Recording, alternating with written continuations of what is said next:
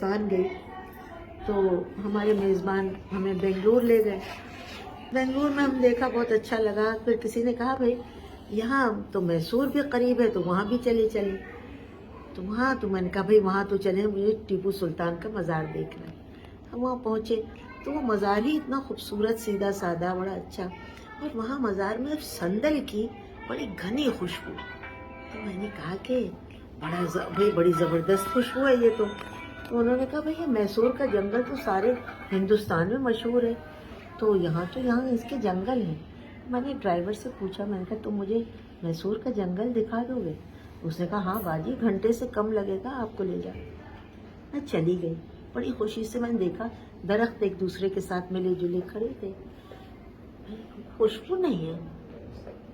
میں نے دیکھا کہ ایک مالی سا بیٹھا ہوا ہے کہ اس کے ساتھ ایک جوان لڑکا ہے اور ایک بوڑھا آدمی ہے.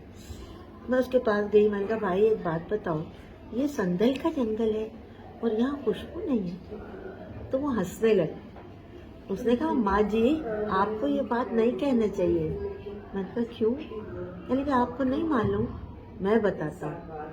یہ جو سندل کا جنگل ہے اس میں جو پیڑ ہیں، زندہ ہے تو چھاؤں ہے، مر جائے تو خوشبو ہے.